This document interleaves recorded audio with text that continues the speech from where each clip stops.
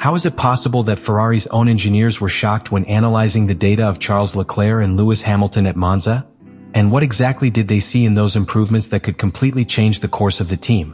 What happened in Monza cannot be understood as a simple day of filming, because from the first moment Ferrari arrived with a completely different intention than usual, and that was evident in every detail of the program they executed. They were not there just to comply with the regulatory kilometers of a filming day, they were testing a profound transformation of the car, a change that directly affected the base behavior of the car and that internally generated more doubts than certainties before going out on the track. The pressure was maximum because they came from a context where performance was not fully consolidated and where each previous update had left more questions than answers. So this test in Monza represented a kind of silent turning point, one of those moments where a team discovers if it is really going in the right direction or if it needs to rethink everything. Charles Leclerc was in charge of starting this first phase of the analysis, and although on paper his program seemed routine, the truth is that each lap had enormous value for the engineers, because they were observing how the car reacted in real conditions with a package that modified almost half of its components. From the first runs, something began to attract attention inside the garage, not because of the times themselves, but because of the consistency of the car in areas where it was previously unstable, especially in curved transitions and when passing through high-speed sectors, where the car now seemed much more settled. Leclerc completed 19 laps and set a best time of 1 minute and 27.138 seconds. But what was truly important was not in that record, but in the data that was being generated lap after lap, data that was beginning to show a coherence that Ferrari had not achieved in previous stages. That first half of the day left a strange feeling within the team, because although the numbers were positive, there was still the doubt as to whether it was a one-time effect or if they had really managed to make a structural leap in the car's performance. And that is where the second part of this act comes in, when Lewis Hamilton gets into the car and completely changes the reading of the day. Because with him on the track, Ferrari not only confirmed what it had seen with Leclerc, but took it to another level, starting to set times in the range of 1 minute and 26.5 seconds. But above all, showing something much more important, a clear improvement in energy management, much more stable braking, and a response from the car that allowed it to attack the corners with a confidence that simply did not exist before. This is where the breaking point occurs within the team, because when analyzing the full telemetry of the day, the engineers not only saw that the car was faster, but that it was performing in a completely different way than expected. The correlation with the simulator, which had so often been a critical problem for Ferrari, was beginning to line up in a surprising way, and that is what really sparked the internal reaction. They were not facing an incremental improvement, they were facing a change that could redefine the behavior of the car on all circuits. Furthermore, there is an element that makes all this even more shocking, and it is the fact that Ferrari introduced an extremely aggressive package, with around 50% of the car modified, something that normally involves enormous risks in terms of balance, reliability, and adaptation.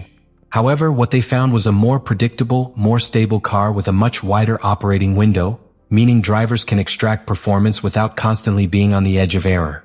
This not only improves one-lap performance, but has direct implications on race pace, tire degradation, and consistency in changing conditions. By the end of this first act, Ferrari had not only completed 39 laps and 200 kilometers of filming, it had discovered something much more important, that the SF26 could be operating at a completely different level than they had initially projected. And when a team finds that kind of unexpected performance in the data, it means there's still hidden room to exploit, opening the door to a completely different scenario for what comes next in the season. But what was truly important was not what Ferrari had already discovered at Monza, but what that data implied going forward, because at that moment the team was facing a reality much more complex than it seemed at first glance. When engineers began to deeply analyze all the telemetry collected between the runs of Charles Leclerc and Lewis Hamilton, they began to find patterns that not only confirmed the improvement, but opened new questions about the true potential of the SF26. And that's where the story takes a key turn, because what initially seemed like a controlled performance leap was beginning to emerge as something much bigger, something that Ferrari didn't fully map out. One of the most critical points they detected was aerodynamic efficiency in real track conditions, especially on a circuit like Monza that exposes any weakness in drag or stability at high speed. The new floor and the modifications to the aerodynamic package were not only generating more load, but they did so without penalizing top speed, something that historically had been one of the car's big problems. This caused an immediate reaction within the team, because it meant that they had found a way to increase performance without compromising overall balance, something extremely difficult to achieve in modern Formula One. But the most shocking thing came when the data was exchanged between both pilots. Because while Leclerc was showing a solid and consistent foundation, Hamilton was pushing the car to a different limit, exploiting areas of performance that until then had not been fully visible. The difference was not only in the times, but in how those times were generated, in the way the car responded to more aggressive inputs, in the way it maintained stability during late braking, and in the ability to exit corners with much cleaner traction. This set off a positive alert within the team. The car had not only improved, but had a much wider operating range than they thought. And this is where one of the most determining factors of this entire process appears: the correlation between data and simulation. For months, Ferrari had struggled with inconsistencies between what they saw in the simulator and what was happening on the track, hindering development and delaying the effective implementation of improvements.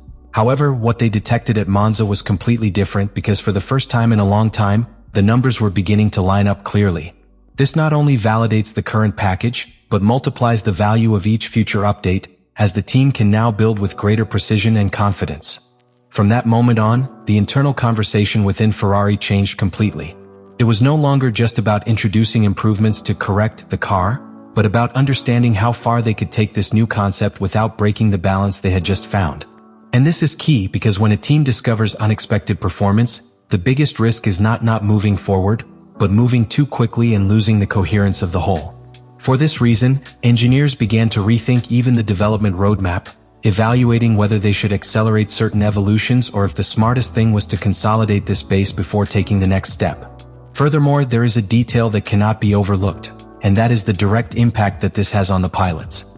Because both Leclerc and Hamilton now have a car that allows them to better adapt to different driving styles, reducing dependence on extremely precise setup and opening up new strategic possibilities in the race.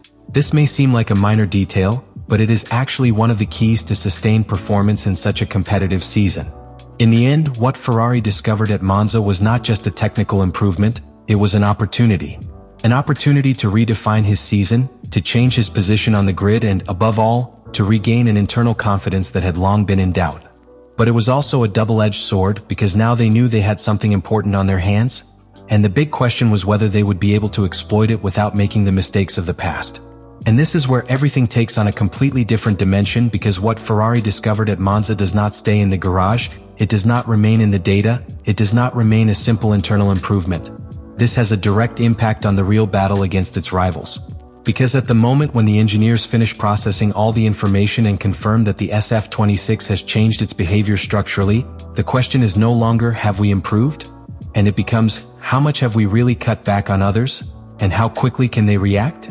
But there is an even more critical detail, and that is timing. Because all this happens just before a key phase of the calendar, where the differences between teams usually begin to consolidate. And Ferrari, which until now seemed to be in a chasing position, suddenly finds itself with a tool that could allow it to change the natural order of the grid. Not because they have the perfect car, but because now they have something much more dangerous. Room for real evolution and validated on the track. And in Formula One, that's what makes the difference between a casual contender and a serious contender. And in the middle of all this, the human factor appears, which is absolutely decisive. Because both Charles Leclerc and Lewis Hamilton now have a responsive car in their hands, a car that allows them to push without constant fear of error, and that completely changes the dynamic within the team. Hamilton, in particular, becomes a key player, because his ability to detect limits and extract performance in complex conditions can further accelerate development. Meanwhile, Leclerc brings that consistency and deep knowledge of the team that allows each step to be validated with precision. The combination of both in this new context becomes one of Ferrari's greatest strengths. In the end, what was created in Monza was not only a technical improvement, it was the beginning of a possible change of cycle within the team. Ferrari went from looking for answers to starting to find them, from reacting to starting to build. But most importantly, they now have something they didn't have before, real evidence that the path they've taken works. The engineers' surprise was not a coincidence, it was the direct consequence of finding themselves with a car that responded better than expected in all key aspects: stability, efficiency, and confidence for the drivers. And when a single-seater starts to offer that simultaneously, it stops being an unknown and becomes a real competitive tool. Ferrari is no longer testing blindly, it now understands what it has at hand, and that completely changes its development capacity for what is to come. But beyond the numbers, what really marks this point is the internal change in the team's mentality. Because now Ferrari not only knows that it has improved, it knows why it has improved. And that is the difference between advancing punctually or building a sustained evolution. Monza has ceased to be a simple test and has become the starting point for something much bigger. Let me know in the comments what you think about all this.